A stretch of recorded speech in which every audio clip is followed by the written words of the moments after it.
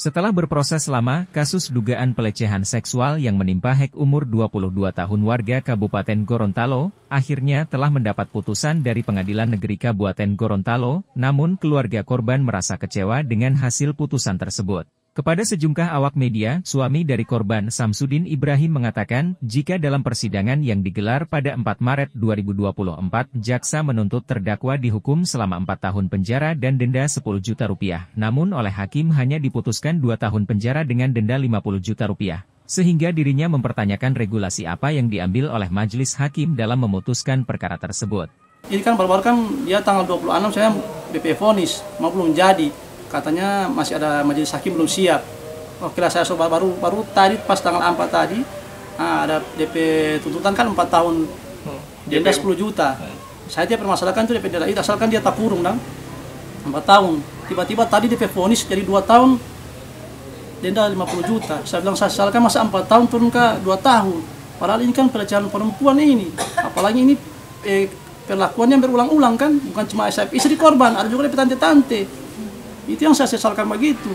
Sementara itu, Humas Pengadilan Negeri Kabupaten Gorontalo Randa Fabriana Nurhamidin menjelaskan, jika hakim menjatuhkan putusan tersebut, telah melalui musyawarah dan berdasarkan hasil pemeriksaan persidangan, serta dilihat dari tingkat kesalahan terdakwa, di mana hakim berwenang memberikan putusan tanpa terikat dengan tuntutan dari jaksa penuntut umum.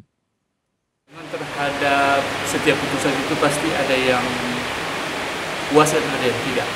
Dan terhadap putusan itu, majelis menjatuhkan putusan itu setelah bermusyawarah, kemudian berdasarkan hasil pemeriksaan persidangan. Jaksa menuntut 4 tahun karena itu memang kewenangannya jaksa. Jadi penuntut umum itu punya kewenangan untuk menuntut. Sedangkan untuk menjatuhkan putusan itu adalah kewenangannya hakim. Jadi hakim tidak terikat dengan tuntutannya jaksa. Manakala jaksa menuntut 4 tahun, hakim bisa menjatuhkan putusan 2 tahun, bisa 3 tahun, atau bisa juga 1 tahun. Jadi berdasarkan fakta persidangan dan berdasarkan tingkat kesalahan yang dilakukan oleh terdakwa.